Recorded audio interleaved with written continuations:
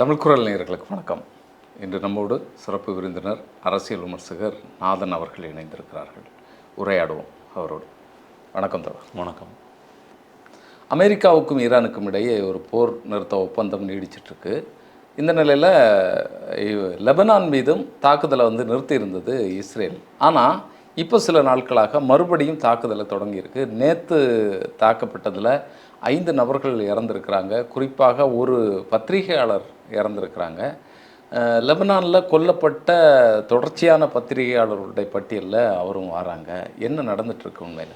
லெபனானில் நீங்கள் சொன்னது போல் போர் நிறுத்தத்தை மீறி இஸ்ரேல் தாக்கியதில் ஒரு பெண் பத்திரிகையாளரும் ஒரு ஃப்ரீலான்ஸு புகைப்படக்காரரும் கொல்லப்பட்டிருக்கிறாங்க. 2 பேரும். இது லெபனான் மட்டும் இல்லை, பத்திரிகை உலகத்திலே ஒரு பெரிய அதிர்ச்சியை ஏற்படுத்தி இருக்கிறது. இஸ்ரேல் தரப்புலேருந்து நாங்கள் ஒரு ஹிஸ்புல்லா கமாண்டரை கொல்றதுக்கு தான் குண்டு போட்டோம் அப்படின்னு சொல்கிறாங்க. ஆக்சுவலாக அது ஒரு என்ன சொல்கிறது, பத்திரிகை அவங்க செய்தி சேகரிப்பதற்காக போயிருக்கிறாங்க. அவங்களை குறிப்பார்த்து தான் கொண்டிருக்குது. இஸ்ரேலுக்கு இது புதுசு கிடையாது. பத்திரிகையாளர்களை குறிப்பார்த்து அவர்கள் காசாலேயோ வெஸ்ட் பேங்க்லேயோ தாக்கி கொன்றது, ஒரு இதில் ஸ்னைப்பர் வச்சு கொன்றது, இப்படியெல்லாம் பல சம்பவங்கள் இருக்குது. இப்போ ஒரு 10 நாளைக்கு முன்னால் 10 நாளைக்கு உள்ளாலையும் ஒரு பத்திரிகையாளர் கொலை செய்யப்பட்ட 3 பேர் கொல்லப்பட்டிருக்கிறாங்க. அமெரிக்காவில் லெபனான் அரசுக்கும் இஸ்ரேலுக்கும் பேச்சுவார்த்தை நடக்குது. அமெரிக்கா மத்தியஸ்தம் பண்ணுது. 10 நாள் கொடுத்துருக்குறாங்க. அது இன்னும் ஒரு சில நாட்களில் அது முடிஞ்சிடும். ஆனால் அந்த பேச்சுவார்த்தையில் ஹிஸ்புல்லா பங்கேற்காமல் அந்த பேச்சுவார்த்தை வெற்றியடையாது. ஏன்னா ஹிஸ்புல்லா தான் அங்கே ஒரு பேரலல் கவர்மெண்ட் மாதிரி வைத்துக்கொண்டு ஆயுதங்களை வைத்துக்கொண்டு தாக்குறாங்க.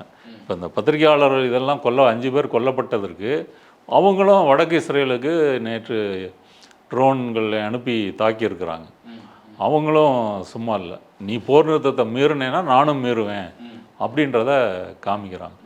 இஸ்ரேல் ஒரு ஃபாசிஸ்ட் ஸ்டேட்டு மாதிரி மாறுவதற்கு இல்லையா, அந்த ஒரு நிலையை நோக்கி போயிட்டுருக்கு. அதுக்கு முன்னால் ஒரே ஒரு கேள்வி. இதில் இஸ்ரேலும் லெபனானும் பேச்சுவார்த்தை நடத்தும்போது ஹிஸ்புல்லாக்களை தனிமைப்படுத்தக்கூடிய ஒரு வேலையை தந்திரத்தை இஸ்ரேல் மேற்கொண்டிருக்கா? ஆமாம், அப்படி செய்கிறாங்க. நீங்கள் ஹிஸ்புல்லாக்களை ஆயுதங்களை துறக்க வைக்கணும். நீங்கள் பிடிங்கிட்டு அவங்கள சிவிலியன்ஸாக தான் வச்சுருக்கணும். அவங்க ஒரு பேரலல் ஆர்மி, அரசு, நிர்வாகம், சேவை உதவிகள் இதெல்லாம் செய்வதை நீங்கள் அனுமதிக்கக்கூடாது அப்படின்ற முறையில் சொல்கிறாங்க. அது லெபனான் அரசு அப்படி விட்டு கொடுக்க முடியாது. அது அவங்க உள்நாட்டு பிரச்சனை. லெபனான் அரசனுடைய கோரிக்கையை நீ ஆக்கிரமித்த இடத்துலேருந்து நீ வெளியே போகணும், ஒரு நிரந்தர போர் நிறுத்தம் வரணும். ஹிஸ்புல்லாக்கள் அட்டாக் பண்ண மாட்டாங்க, அதுக்கு நான் கேரண்டி தரேன். இதுதான் அவங்களுடைய ஸ்டாண்டு. திரும்பவும் அவர்கள் வியாழக்கிழமை பேசுவதாக இருக்கிறது. அந்த பேச்சுவார்த்தையில் என்ன வருது அப்படின்னு பார்க்கணும். ஆனால் சமீபத்திய நாட்களாக இதுக்கு முன்னாடி வருடக்கணக்கில் இஸ்ரேல் என்ன செஞ்சுக்கிட்டு இருந்ததோ அதைத்தான் செஞ்சுக்கிட்டு இருக்குது அப்படின்னு சொல்ல முடியும். இன்னொரு விஷயம் சொல்கிறவங்களுக்கு, ஈரானில் தெஹ்ரானில் யூதர்கள் இருக்கிறாங்க. ஒரு 15,000 யூதர்கள் இருக்கிறாங்க. 1979 இஸ்லாமிய புரட்சி நடந்தபோது அங்கே 1,00,000 பேர் இருந்தாங்க. சரி, இஸ்லாமிய புரட்சி நடந்துருச்சு, நம்மெல்லாம் தாக்குவாங்க அப்படின்ட்டு 5 பல பேர் இஸ்ரேலுக்கு போயிட்டாங்க. இல்லை, நான் யூதனாக இருந்தாலும் அடிப்படையில் நான் ஒரு ஈரானியன் அப்படின்னு சொல்லி அங்கே தங்கினவங்க தான் இந்த 15,000 பேர். அவர்கள் தங்கள் மதங்க உரிமையை பின்பற்றுவது, அவர்களுடைய வழிபாட்டு தலங்களுக்கு போய் வணங்குவது, ப்ரேயர் பண்ணுவது, இது எல்லாமே செஞ்சிட்ருக்குறாங்க. அவங்க பாதுகாப்பாக இருக்கிறாங்க. இஸ்ரேல் அந்த 1.5 மாத போரில் என்ன பண்ணியிருக்குதுன்னா, அந்த யூத வழிபாட்டு தலம் இருக்கு இல்லையா, அதை குண்டு போட்டு தகர்த்துருக்காங்க. இவன் ஜியோனிஸ்ட்டுன்னு பேசிக்கிறான், நான் யூதர்களுக்காக இருக்கிறேன் அதுன்னு பேசிக்கிறான்.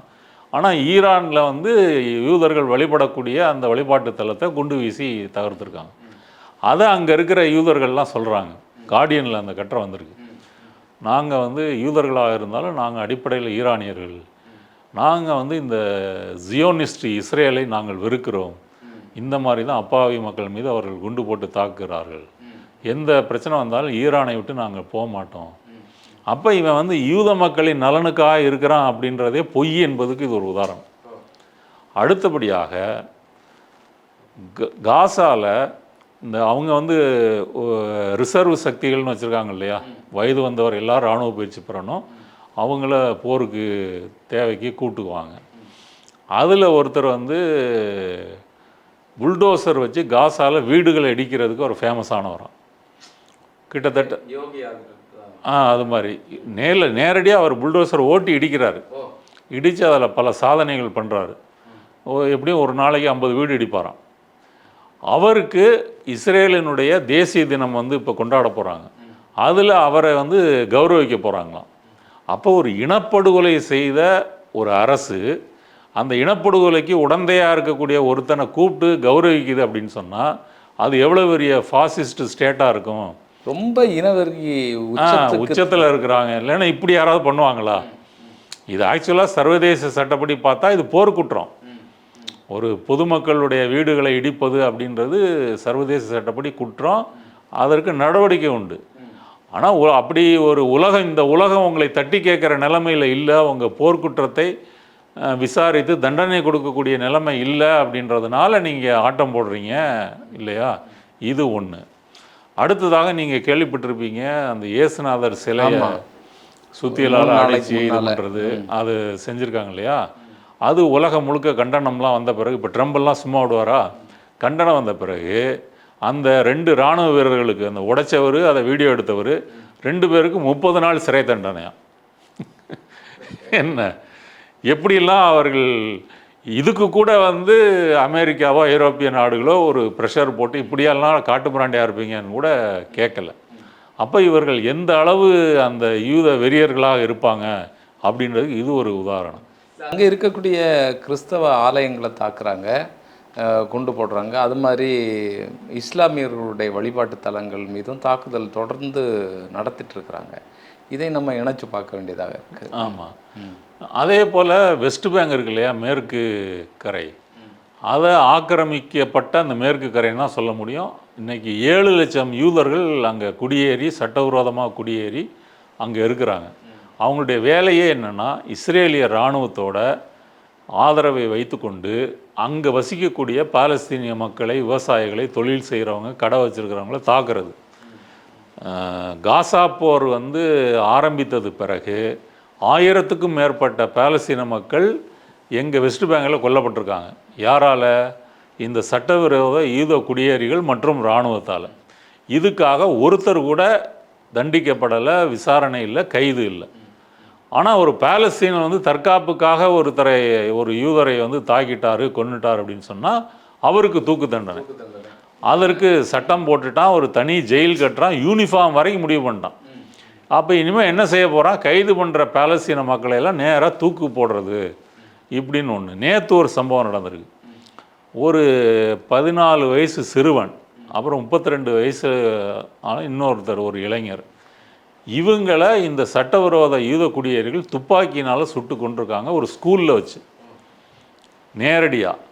இவங்க சுட்ட பிறகு இந்த செய்தி கேள்விப்பட்டு பாலஸ்தீன மக்கள் ஓடி வராங்க. ஓடி வர்றவங்கள இஸ்ரேலிய இராணுவம் அடித்து விரட்டுது. அப்போ எந்த அளவு அங்கே ஒரு இன படுகொலை மேற்கு கரையில் நடந்துக்கிட்டு இருக்கு அப்படின்றதுக்கு இந்த சம்பவமே சாட்சி. இல்லை, இந்த மக்களையே வெறி விட்டு நீ யாரை வேணாலும் கொல்லு, பிரச்சனை இல்லை அப்படின்னு. ஆமாம் ஆமாம். இப்போ நீங்கள் இப்போ அங்கே வந்து கிட்டத்தட்ட ஒரு 22 லட்சத்துக்கு மேலே பாலஸ்தீன மக்கள் இருக்காங்க. கொஞ்சம் கொஞ்சமாக இவன் யூதர்களை அனுப்பி 7 லட்சமாக ஆகிட்டான். அவங்களுக்கு துப்பாக்கி எல்லாம் கொடுத்து நீ அடி, தேவைப்படும் போது அடித்து நீ இடத்த பிடி. இப்போ இந்த மாதிரி ஒரு தாக்குதல் இருக்குது, அவனை ஒன்றும் பண்ண முடியாது, அவனை கைது பண்ண மாட்டாங்க அப்படின்னா மக்கள் பயப்படுவாங்கல்ல. சரிப்பா, என் நிலத்தை நான் வர முடியாது அப்படின்னு விட்டுட்டு தானே போக முடியும். அப்படி கொஞ்சம் கொஞ்சமாக ஆக்கிரமிக்கிறான். அதை வந்து ஒரு கேட்டட் கம்யூனிட்டி மாதிரி வச்சுக்கிறான் யூத குடியிருப்புகளை. அதுக்கு செக்யூரிட்டி, இஸ்ரேலிய இராணுவ வீரர்கள் பாதுகாப்பு, அதுக்குள்ளே யாரும் வர முடியாது. ஒரு பாலஸ்தீனர் வந்தாருன்னா சோதனை போட்டு தான் அனுப்புறது. இப்படி தங்கள் சொந்த மண்ணிலேயே ஒரு 2ஆம் தர குடிமக்கள் போல், அடிமைகள் போல் பாலஸ்தீன மக்களை நடத்திட்டுருக்காங்க. இது மேற்கு கரையில் நடக்குது. காசாவில் போர் நிறுத்தம் இருக்குது. ஆனால் அங்கேயும் வந்து தொடர்ந்து தாக்குதல் நடத்துவது, கொலை செய்வது. அங்கே மட்டும் கிட்டத்தட்ட 10 வீடு இருக்குதுன்னா 9 வீடை இடிச்சிருக்காங்க. கிட்டத்தட்ட 90% குடியிருப்புகள், வீடுகள், மருத்துவமனைகள், பள்ளிகள் எல்லாத்தையும் தரைமட்டமாக்கியிருக்காங்க. இன்றைக்கு அங்கே இருக்கக்கூடிய மக்கள் வந்து ஒரு தார்பாய் போட்டு தற்காலிக முகாம்களில் எந்த விதமான சுகாதார அடிப்படை வசதிகள் இல்லாமல் தான் வாழ்ந்துகிட்ருக்குறாங்க. அதனால் இஸ்ரேல் வந்து லெபனானில் பத்திரிகையாளர் கொண்டதாக இருக்கட்டும், 14 வயசு பையனை மேற்கு கரையில் கொண்டதாக இருக்கட்டும், காசாவை தொடர்ந்து தாக்குவதாக இருக்கட்டும், ஈரானில் வாழக்கூடிய யூதர்கள் வழிபாட்டு தலங்களையே தாக்குவதாக இருக்கட்டும், இவர்கள் எந்த எல்லைக்கும் போவார்கள், என்ன வேணால் செய்வாங்க. அது வந்து ஒரு அந்த அந்த மக்களும் சரி, அந்த அரசும் சரி, ஒரு பாசிச ஒரு இனவெறி பிடித்த அரசாக இருக்கிறது. அமெரிக்கா அதற்கு முட்டு கொடுக்கிறது. ஐரோப்பிய நாடுகளும் அதை கண்டித்து கேட்பதில்லை. அதனால் அவன் தடியெடுத்தவன் தான் தண்டல்காரன் மாதிரி அவன் வந்து எல்லா அட்டூழியங்களையும் இஸ்ரேல் செஞ்சிகிட்டு இருக்குது. அதனால் அவன் எந்த சட்டத்தையோ பேச்சுவார்த்தையோ ஒரு போர் நிறுத்தத்தையோ இஸ்ரேல் வந்து ஒருபோதும் அதை மதிக்காது அப்படின்றதுக்கு இது ஒரு உதாரணம். இல்லை, போர் நிறுத்த ஒப்பந்தம் வந்து நிலுவையில் இருக்கக்கூடிய, நடைமுறையில் இருக்கக்கூடிய இந்த வேளையில் இப்படிப்பட்ட விஷயங்களை செய்கிறது மூலமாக ஒரு தாக்குதலை ஈரான் வந்து நடத்துவதன் மூலம் மறுபடியும் சூழலை சிக்கலாக்கக்கூடிய ஒரு வேலையை வந்து செய்து அதுக்கு தான் இஸ்ரேல் காத்துக்கிட்டு இருக்கு. இப்போ அவங்க அமெரிக்க முற்றுகை செய்வதாக இருக்கட்டும், ஈரான் பேச்சுவார்த்தை அதை சொல்லி வராமல் இருக்கிறது எல்லாமே இஸ்ரேலுக்கு சாதகமான விஷயம். மீண்டும் ஈரானோட ஒரு பேச்சுவார்த்தை நடந்து நிரந்தர போர் நிறுத்தம் வந்து எல்லா பிரச்சனையும் செட்டில் ஆகிடக்கூடாது அப்படின்றதைத்தான் இஸ்ரேல் விரும்புகிறது. மீண்டும் ஒரு போர் வந்தால் திரும்ப ஈரானில் குண்டு போடுவோம், இப்போ அழித்தது போக முற்றா காசா மாதிரி அழிச்சிருவோம் அப்படின்றதுக்காக இஸ்ரேல் காத்துக்கிட்டு இருக்குது. அமெரிக்கா எல்லா உதவியும் பண்ணுது. அதனால் இஸ்ரேலை பொறுத்த வரைக்கும் தொடர்ந்து போர் புரிவது, தன்னை சுற்றி இருக்கக்கூடிய தன்னை எதிர்ப்பவர்களை எப்படி அழிப்பது, தொடர்ந்து போர் செய்து அவர்களுடைய பொதுமக்களுக்கு ஒரு பீதி ஊட்டுவது, அவர்கள் குடியிருப்புகளை அழிப்பது, தேவைப்பட்டால் ஆட்கள் பொதுமக்களை கொல்லுவது. இவங்க சிவிலியனை வந்து தெரியாமல் கொல்லலை, தெரிஞ்சே தான் கொல்கிறாங்க. இப்போ அங்கே இருக்கிறவங்க பத்திரிகையாளர் தான் ஹிஸ்புல்லாக்கள் இல்லை அப்படின்னு தெரிஞ்சு தான் கொல்கிறாங்க. இதன் மூலமாக ஒரு பீதியே, இஸ்ரேல் அப்படின்னாலே வந்து உங்களுக்கு ஒரு நடுக்கம் வரணும் அப்படின்ற முறையில் மக்களை அச்சுறுத்தி செய்வது. ஆனால் இதில் உண்மையான இதனுடைய எதிர்விளைவு என்னென்னா, இவ்வளவு ஒடுக்குமுறையை நீங்கள் ஏவ ஏவ பாதிக்கப்படும் மக்கள் அதற்கு ஒருபோதும் அடங்க மாட்டார்கள். இதே ஹமாஸ் வந்து இதற்கு முன்னாடி காசாவை ஆக்கிரமித்திருந்த இஸ்ரேல் இராணுவத்தை எப்படி வெளியேற்றியது? தற்கொலைப்படை தாக்குதல் மூலமாக. நீ எல்லா படைகளும் ஆயுதங்களும் ராக்கெட்டு எல்லாம் வச்சுருக்கிற, விமானங்கள்லாம் வச்சுருக்கிற, அவங்கள்ட்ட ஒன்றுமே இல்லை. தன்னுடைய உடலையே ஒரு ஆயுதமாக்கி அதில் வெடிகுண்டை கட்டி இஸ்ரேலுக்குள்ளே வந்து தாக்குதல் நடத்தினாங்க இல்லையா? அதை பார்த்து மிரண்டு போய் தான் முதல்ல இருந்த இஸ்ரேலிய இராணுவம் காசாவை விட்டு வெளியேறியது. அதனால் அந்த ஒடுக்குமுறைக்கு உள்ளாகும் மக்கள் வந்து தொடர்ந்து அதை சகித்து கொண்டிருக்க மாட்டாங்க. தங்கள்கிட்ட எதுவும் இல்லைன்னா கூட தன்னையே ஒரு ஆயுதமாக்கி அதை எதிர்கொள்ளக்கூடிய நிலைமையில் தான் அவங்க இருப்பாங்க. அதை நோக்கி தான், அதனால தான் இஸ்ரேல் வந்து இவர்களை அழிக்க முடியலை. இவ்வளோ ஒடுக்குமுறை செஞ்சும் அந்த மக்களை வந்து தொடர்ந்து அவர்கள் இஸ்ரேல் மீது எதிர்க்கிறதா இருக்கட்டும். இப்போ நீங்கள் வடக்கு லெபனானுக்கு போன மக்கள் 10 லட்சம் பேர் திரும்ப வராங்க இல்லையா? தெற்கு லெபனானுக்கு வரும்போது ஹிஸ்புல்லா கொடியோடு தான் வராங்க காரில். அந்த பயம் அவங்களுக்கு இல்லை. வந்து பார்த்தா அவங்க வீடெல்லாம் இடிஞ்சு கிடக்கு, அப்பார்ட்மெண்ட்டு குடியிருப்பு எல்லாம் தரைமட்டமாக இருக்குது.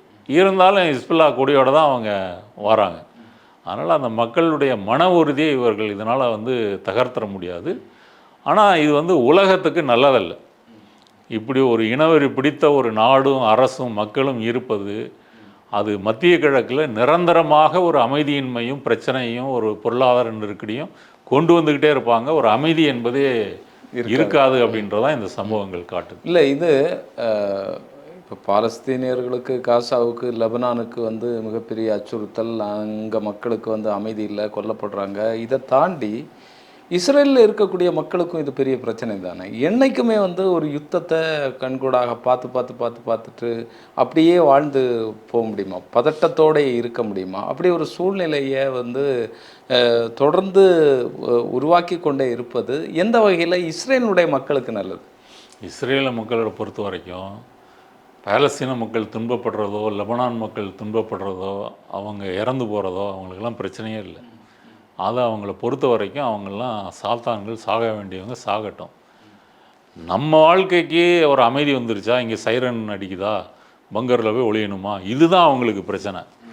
வடக்கு இஸ்ரேல் வாழக்கூடிய மக்களுடைய கருத்து என்னென்னா, எதுக்கு நீ பேச்சுவார்த்தைக்கு போன, இன்னும் நீ குண்டை போட்டு எல்லாத்தையும் தெற்கு லெபனான் முழுக்க கைப்பற்றி அவங்க ஒரு பார்டரை போட்டு இஸ்ரேலோட சேர்த்து அப்படி ஒரு பஃபர் சோனா வச்சுருந்தா மட்டும்தான் நம்ம இங்கே பாதுகாப்பாக இருக்க முடியும் அப்படின்னு எதிர்ப்பு காமிக்கிறாங்க.